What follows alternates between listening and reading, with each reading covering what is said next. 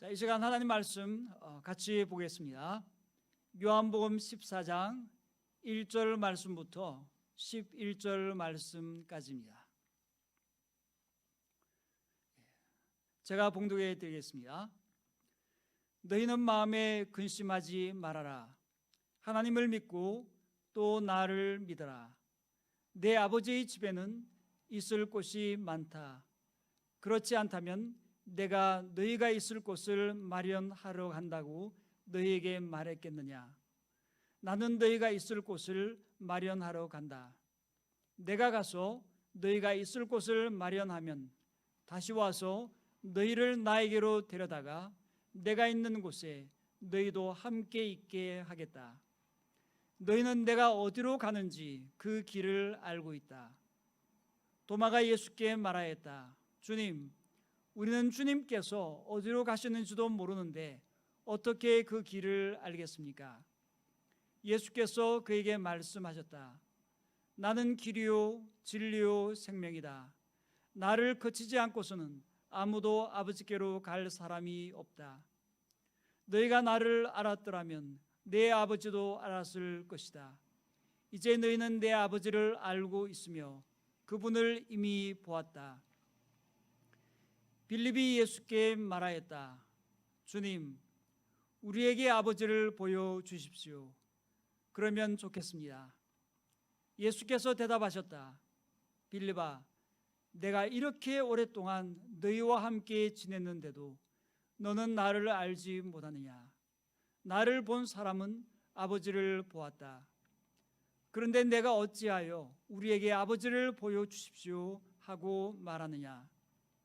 내가 아버지 안에 있고 아버지께서 내 안에 계시다는 것을 내가 믿지 않느냐. 내가 너에게 하는 말은 내 마음대로 하는 것이 아니다. 아버지께서 내 안에 계시면서 자기의 일을 하신다. 내가 아버지 안에 있고 아버지께서 내 안에 계시다는 것을 믿어라. 믿지 못하겠거든 내가 하는 그 일들을 보아서라도 믿어라. 아멘. 읽은 말씀을 가지고 길, 진리, 생명이라는 제목으로 말씀을 전하도록 하겠습니다. 예수님께서 말씀하셨습니다. 나는 길이요 진리요 생명이다. 나를 거치지 않고서는 아무도 아버지께로 갈 사람이 없다. 결혼하고 나서 오랫동안 간직하였던 오직 예수라고 새겨진 나무판이 있었습니다. 어디로 이사 가든지 가지고 다녔고 중국의 선교지로 갈 때도 가지고 왔습니다. 매 집마다 거실의 중앙에 잘 보이는 곳에 걸어 놓았습니다. 오직 예수님 밖에 없다는 것입니다. 그러고 나서 나중에 안식년으로 돌아올 때 태국에 살던 집에 잘 놔두고 왔습니다. 지금도 그 집에 그 자리에 있을 것입니다. 골로새서 3장 11절 말씀에서는 이렇게 말씀합니다. 오직 그리스도만이 모든 것이며 오직 그리스도만이 모든 것이며 이것을 어떤 분은 이렇게 표현을 합니다. Jesus plus nothing equals everything. 이 말은 예수님께서 모든 것이 되신다는 그러한 말씀이죠. 이 세상에 사는 하나님의 백성들, 모든 참된 그리스도인들에게는 예수님께서 그들의 모든 것이 되십니다. 이 세상에 예수님과 같은 분이 없는 것이죠.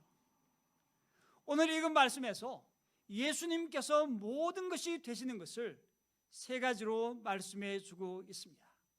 첫째는 예수님은 길이시고, 둘째 예수님은 진리이시고, 셋째 예수님은 생명이라고 말씀을 하였습니다. 첫 번째로 예수님은 길이십니다. 예수님께서 제자들에게 이렇게 말씀했습니다. 요한복음 14장 2절 3절에서 내 아버지의 집에는 있을 곳이 많다. 그렇지 않다면 내가 너희가 있을 곳을 마련하러 간다고 너희에게 말했겠느냐. 나는 너희가 있을 곳을 마련하러 간다. 내가 가서 너희가 있을 곳을 마련하면 다시 와서 너희를 나에게로 데려다가 내가 있는 곳에 너희도 함께 있게 하겠다. 이 말씀은 예수님께서 제자들을 떠나서 위의 세상으로 떠나가신다는 그러한 말씀입니다. 하나님 아버지께로 돌아가신다는 그러한 말씀이시죠. 예수님은 위의 세상에서 아래의 세상으로 내려오셨다가 다시 위의 세상으로 올라가시는 것입니다. 위의 세상으로 올라가는 그 이유가 무엇입니까? 그것은 바로 제자들이 거처할 곳을 예수님께서 예비하기 위해서입니다. 예수님께서 위의 세상에서 제자들이 거처할 곳을 예비하면 다시 와서 제자들을 데리고 가서 그곳에서 함께 있을 것이라고 말씀을 하였습니다. 내 아버지의 집, 그곳은 곧 하나님의 집입니다. 하나님께서 계신 곳입니다. 천국입니다. 하나님께서 계신 곳에 산다는 것은 참으로 놀라운 일이 될 것입니다. 건축가인 유현준이라는 분이 있는데 그분이 쓴 책 중에 어디서 살 것인가 라는 책이 있습니다. 이 책을 읽어보니까 어디에서 사느냐 하는 것이 우리의 삶에 영향을 미치는 것을 볼 수 있었습니다. 건축과 관련된 사회학을 연구하는 로버트 거트만이라는 분이 있는데 그의 연구에 따르면 1층과 2층, 저층 주거지에 사는 사람들은 고층 거주지에 사는 사람들보다 친구가 3배나 많다고 합니다.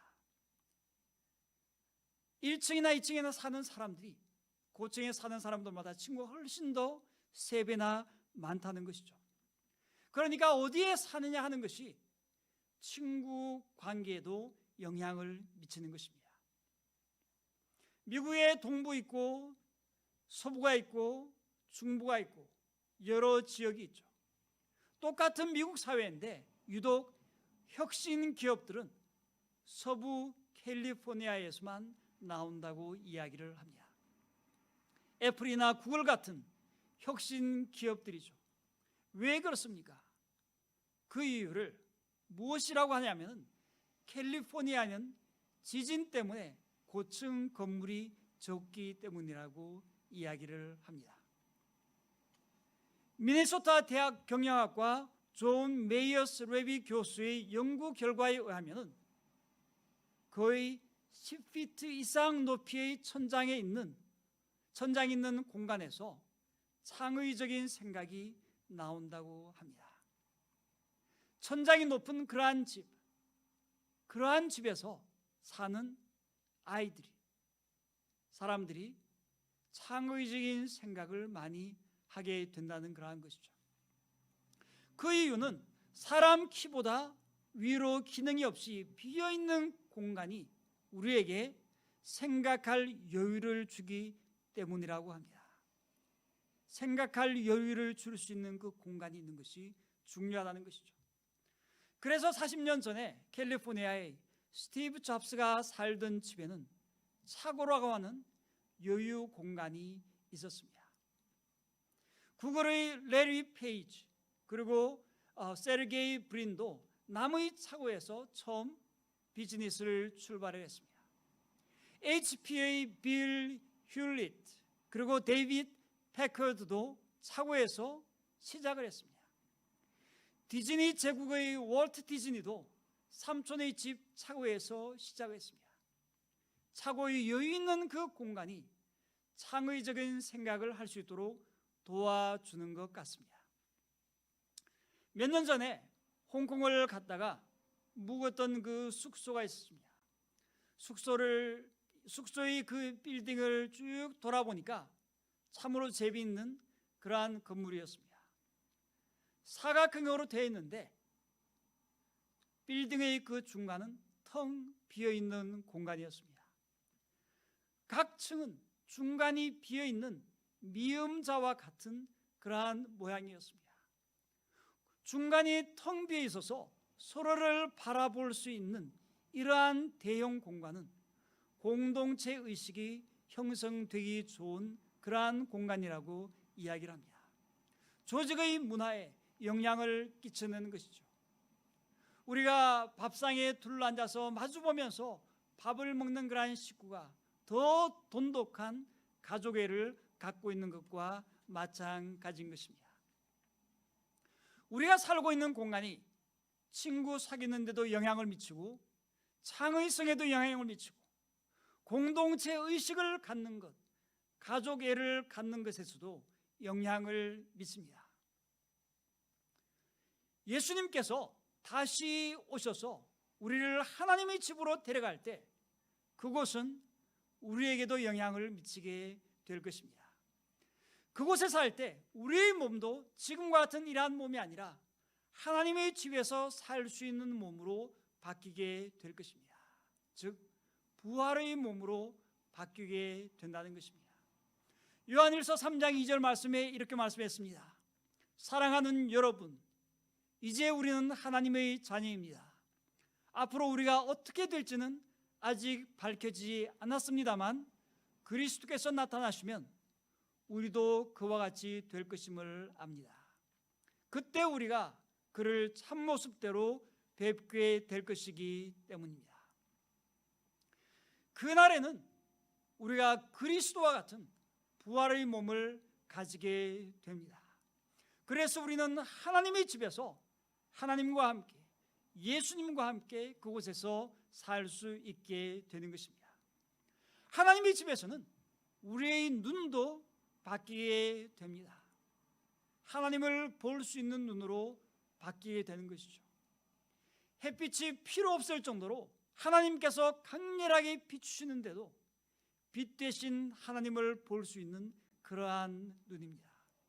그때 영광스러운 하나님의 얼굴을 볼 때의 그 느낌은 아마 상당할 것입니다. 예수님은 길이라고 했습니다. 우리를 하나님의 집으로 인도하시는 길입니다. 우리를 천국으로 인도하시는 길입니다. 우리가 우리를 천국으로 인도하시는 길 되신 예수님을 신뢰하면서 따라갈 때 우리는 천국으로 가게 되는 것입니다. 하나님과 함께 있는 곳, 바로 그곳이 천국이고 하나님의 집입니다. 두 번째로 예수님은 진리입니다. 예수님께서는 진리를 증언하기 위해서 태어나셨습니다. 진리를 증언하기 위해서 이 세상에 오셨다고 말씀을 하였습니다.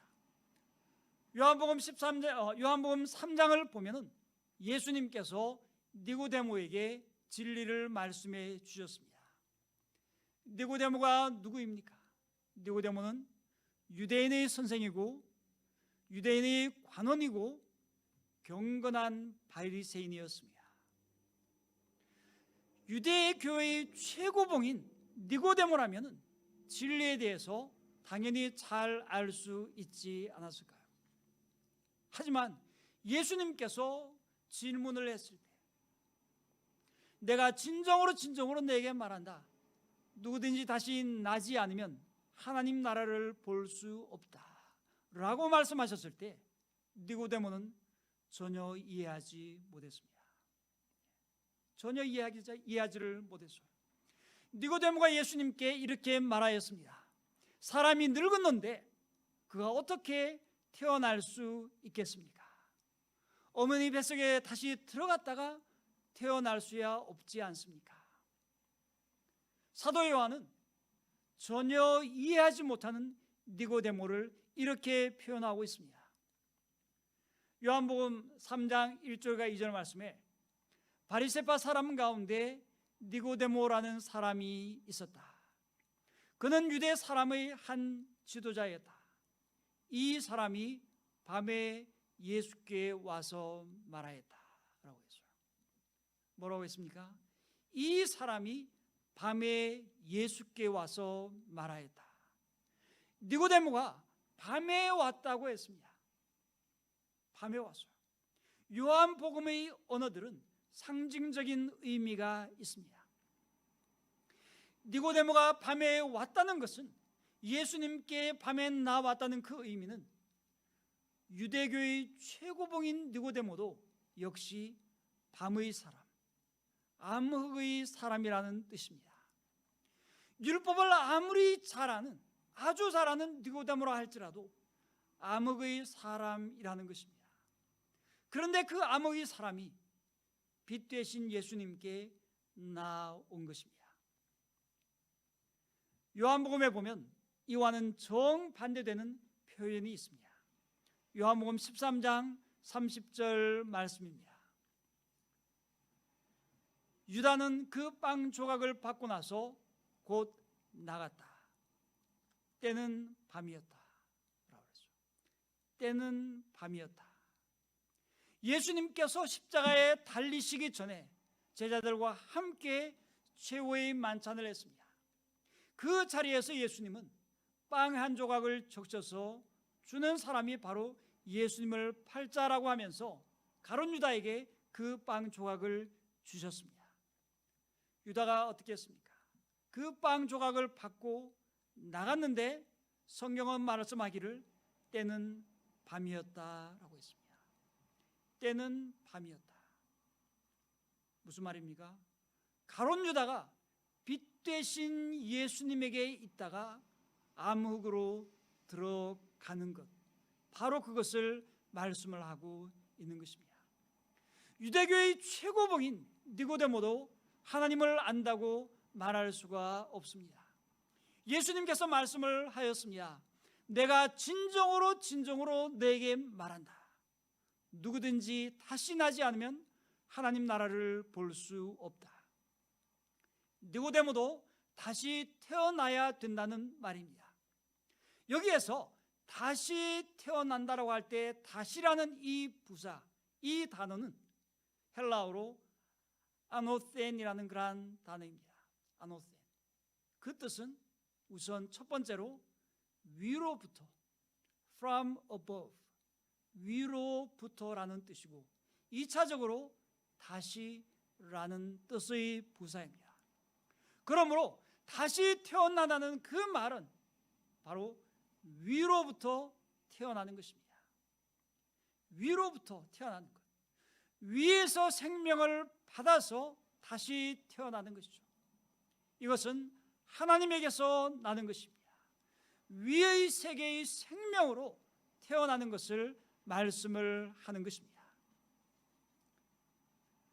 예수님은 유대교의 최고봉인 니고데모도 위에서부터 나야만이, 위의 세상의 그 하나님의 그 생명으로 나야만이 하나님 나라에 들어갈 수 있다고 말을 하는 것입니다. 니고데모는 유대교의 최고봉이지만은 그러나 여전히 아래 세상의 사람입니다. 니고데모도 아래 세상의 어떤 것에서도 구원을 찾으려고 한다면 구원을 받을 수가 없는 것입니다. 위에서 오신 예수님만이 위의 진리를 보여주실 수 있습니다. 예수님을 통해서만이 진리신 하나님을 알게 되는 것입니다. 예수님께서 아래의 세상에서 하나님을 보여주셨습니다. 예수님께서 빌립에게 이렇게 말씀하였습니다. 나를 본 사람은 아버지를 보았다. 나를 본 사람은 아버지를 보았다. 예수님께서는 이 땅에서 하나님을 보여주셨습니다. 사람들이 예수님을 보면서 하나님을 볼 수가 있었습니다. 예수님께서는 하나님의 본질을 계시하여 주셨습니다. 그 절정이 무엇입니까? 그 절정은 바로 십자가입니다. 하나님의 본질이 무엇입니까? 하나님의 본질은 바로 사랑입니다. 요한일서에서 이렇게 말씀하였습니다. 하나님은 사랑이시니라. 하나님의 본질은 사랑이십니다. 예수님께서는 이렇게 십자가에서 하나님의 본질인 사랑을 계시해 주셨습니다. 하나님께서 세상을 사랑하여서 독생자의 예수님을 주셨고, 예수님께서는 우리의 죄를 지시고 십자가에서 달려 돌아가심으로써 희생적인 사랑을 보여주셨습니다. 하나님적인 사랑을 예수님께서 보여주셨습니다. 하나님의 본질인 그 사랑을 예수님께서는 십자가에서 보여주셨던 것입니다. 예수님께서는 십자가에서 하나님의 영광을 드러내셨습니다. 예수님께서 십자가에서 죽으시는 것이 왜 하나님께 영광이 되는 것입니까? 그것은 영광의 기본적인 뜻이 하나님의 본질이 드러나는 것입니다. 십자가에서 하나님의 본질인 사랑이 드러남으로 통해서 하나님께 영광이 된 것입니다. 예수님께서 온 인류의 그 죄를 지시고 십자가에 죽으심으로 말미암아 하나님의 그 영광이 드러나게 된 것입니다. 하나님의 그 본질, 하나님의 사랑이 십자가에서 나타났기 때문인 것이죠. 예수님께서는 진리신 하나님을 이 땅에서 사람들에게 보여주셨습니다. 예수님께서는 위의 세계의 그 진리를 이 땅에서 가르치셨고, 진리신 하나님을 이 땅에서 보여주셨습니다. 세 번째로, 예수님은 생명입니다. 예수님은 생명입니다. 예수님은 생명을 주시기 위해서 이 땅에 오셨습니다. 이 생명은 헬라어로 조에라는 그런 단어입니다. 이것은 육적인 생명을 말하는 것이 아니고 신적인 생명입니다. 하나님적인 생명입니다. 이것은 영원한 생명입니다. 이 생명이 있으면 우리는 하나님의 집에서 영원히 살 수 있게 되는 것이죠. 요한복음 10장 10절에서 예수님께서 이렇게 말씀하였습니다. 나는 양들이 생명을 얻고 또 더 넘치게 얻게 하려고 왔다.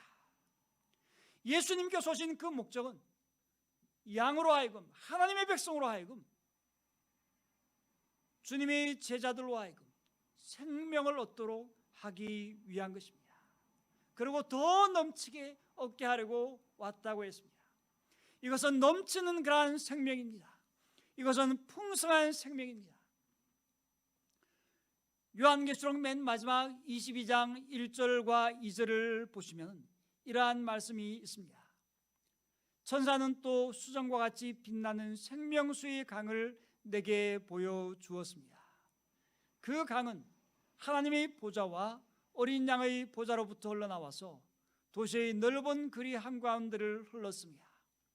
강 양쪽에는 12종류의 열매를 맺는 생명나무가 있어서 달마다 열매를 내고 그 나뭇잎은 민족들을 치료하는 데 쓰입니다. 생명나무의 그 열매를 맺게 하는 그 생명수, 그것은 하나님의 보좌와 어린 양의 보좌로부터 나옵니다. 생명이 하나님과 어린 양으로부터 나와서 모든 것을 풍성하게 넘치게 그렇게 만드는 것이죠. 이 생명은 신적인 삶입니다. 진짜 삶입니다. 모든 풍요로운 것들을 하나님으로부터 받아서 누리는 그러한 삶입니다. 하나님께서 공급해 주시는 것은 무한합니다. 제한이 없습니다. 하나님적인 이러한 생명이 있을 때 우리는 모든 기쁨과 즐거움과 행복을 누릴 수 있는 그러한 삶을 살 수가 있는 것이죠. 이것은 완전한 그러한 삶입니다. 위의 세상, 하나님의 집에서 누리는 그 삶은 참으로 생명이 넘치는 풍성한 행복이 넘치는 완전한 삶입니다. 참으로 좋은 삶인 것이죠. 이런 찬양이 있습니다. 구주를 생각만 해도 내 맘이 좋거든. 주 얼굴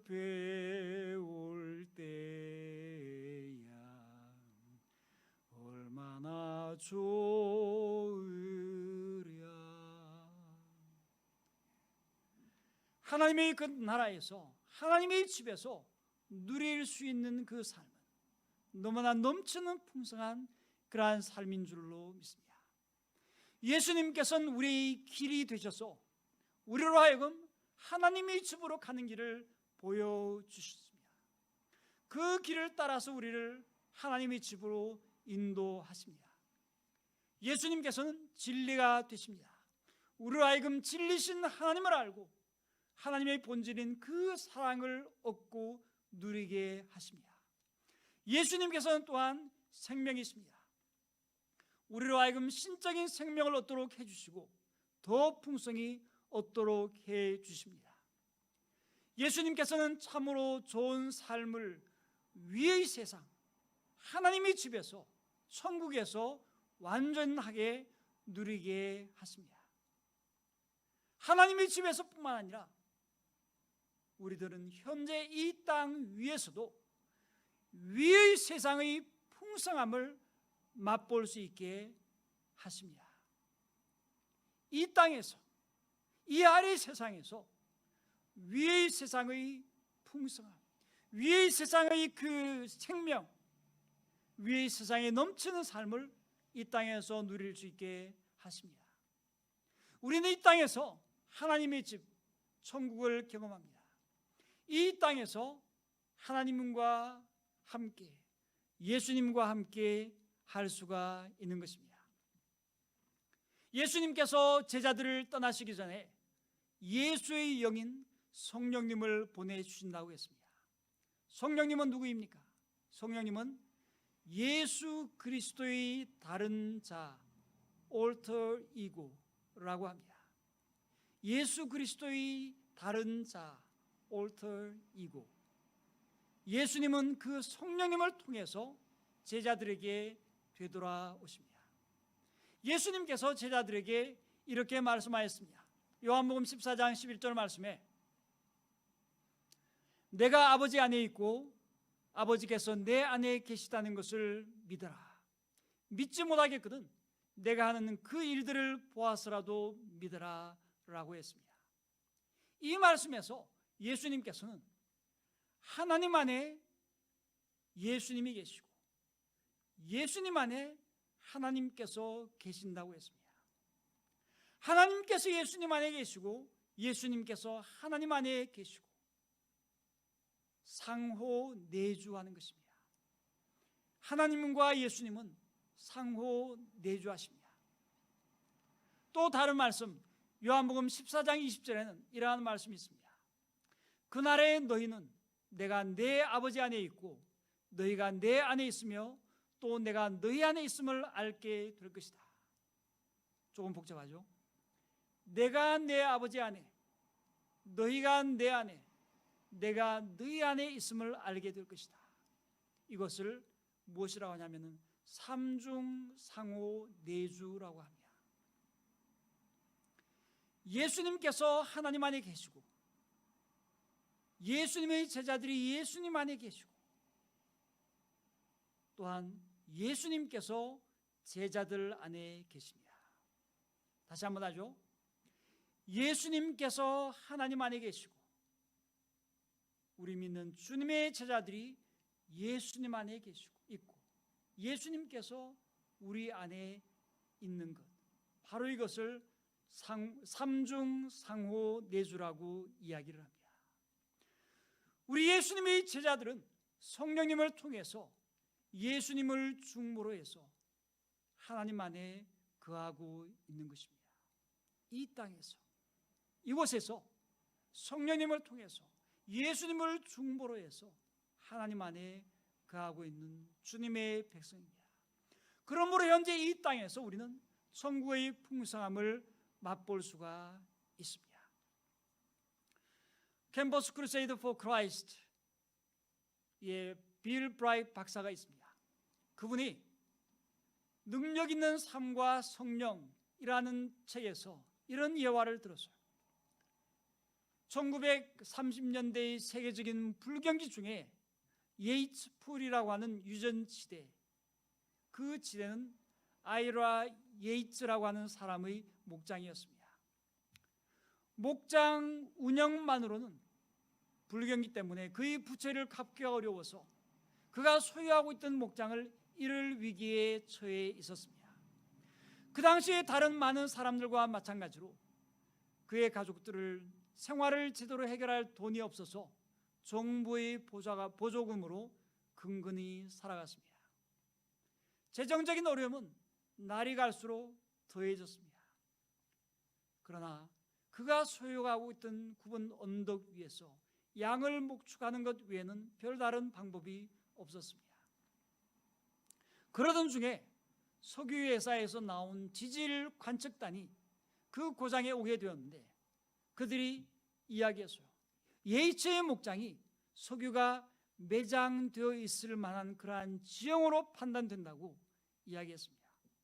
그래서 예이츠에게 유정 시추 작업의 허가를 요청하게 되었고 예이츠는 토지 임차 계약을 거기에 서명을 하였습니다. 어떻게 되었을까요? 석유가 쏟아져 나왔습니다. 지하 1115피트에서 굴착해 둔 거대한 석유 저장소를 만나게 되었습니다. 첫 번째 유정에서 하루 8만 배럴의 석유가 쏟아져 나왔습니다. 그는 말하기를 그 책을 쓸 때 그 시가로 250만 달러 상당하는 그러한 양이라고 그랬습니다. 2020년 40년이 지난 지금 달러로 환산해 보니까 거의 하루에 800만 달러 상당하는 석유가 쏟아져 나온 것입니다. 이것은 시작에 불과해서요. 계속해서 많은 유정이 발굴되었습니다. 그 중에 몇 개는 첫 번째 유정의 2배의 산출량을 갖고 있었습니다. 매일마다 정부의 시험 결과를 가져왔는데 보니까 30년간 계속해서 석유를 산출해낸 후에도 어느 하나의 유정에서만 하루 12만 5천 배럴 석유가 산출될 만한 잠재력을 갖고 있다고 그렇게 이야기했습니다. 예이츠라고 하는 한때 목장주였던 사람이 이 모든 것을 소유하게 되었던 것입니다. 처음에 그 목장을 구입할 때는 석유 채굴이나 광산권 이런 것들에는 관심이 없었고 어떻게 하면 목축장으로 짐승들을 잘 키울 수 있을까 그러한 데 더 관심이 있었습니다. 정부의 보조금으로 살아가던 그는 믿을 수 없는 그러한 엄청난 가치 거대한 석유 그 위에서 앉아 있었던 것이죠. 가난하게 살았는데 실제로는 대부호였던 것입니다. 그에게 있었던 문제가 무엇입니까? 그것은 단지 그곳에 석유가 매장되어 있다는 것을 자신이 모르고 있었다는 것입니다. 그러면서 빌 브라이트 박사는 이렇게 말합니다. 얼마나 많은 그리스도인들이 하나님의 엄청난 자원이 그들에게 주어질 수 있음을 깨닫지 못한 채 좌절과 패배와 열매가 없는 영적 빈곤 가운데 살아가고 있는가? 석유를 발견하기 전의 예이츠와 같이 많은 그리스도인들이 그렇게 살아가고 있다는 것입니다. 예수님께서 길과 진리와 생명이 되셔서 위의 세상의 생명을 이 땅에서 누릴 수 있게 해 주셨습니다. 진리신 하나님을 이 땅에서 알 수 있도록 해 주셨습니다. 이 땅에서 하나님의 놀라운 사랑을 받고 기쁨과 즐거움, 만족을 얻을 수 있도록 그렇게 해 주셨습니다. 내 속에 있는 자원이 아니라 하나님의 모든 부유함에서 오는 것으로 살 수 있도록 그렇게 해 주셨습니다. 예수님을 통해서 또한 예수님의 다른 자, 올터 이고인 성령님을 통해서 풍성한 생명, 넘치는 생명을 얻게 해 주셨습니다. 우리가 이 땅에서 내가 내 힘으로 스스로 살 수 있다라고 생각하고 그렇게 사는 것은 교만이고 죄악입니다. 이것을 거부하고 오로지 길과 진리와 생명 되신 예수님을 통해서 또한 성령님을 통해서 하나님의 모든 부유함으로 오는 그것으로 살아가는 우리 모두가 되어야 될 줄로 믿습니다. 다 같이 기도하겠습니다. 살아계신 하나님 아버지, 참으로 감사합니다. 길과 진리와 생명이 되셔서 저희를 주님께로 인도하시고 하늘나라의 그런 백성이 되게 하시며 또한 진리를 알게 하여 주셔서 하나님을 알고 주님의 그 놀라운 그 풍성함을 누릴 수 있도록 함께 하여 주신 것을 감사합니다. 이 땅의 생명이 아니라 하나님 나라의 그 생명을 저희로 하여금 얻게 하시니 참으로 감사합니다. 저희 안에 계신 이 놀라운 보배를 하나님, 저희들이 날마다 누리며 믿음으로 살아가게 하여 주시고 주님의 풍성함 가운데 살아가는 저희들 되어지게 축복해 주시기를 간절히 원합니다. 길과 진리와 생명 되신 주님을 믿음으로 붙들고 나가는 저희 모두 될 수 있도록 역사하여 주옵소서. 감사하고 예수님 이름으로 기도했습니다.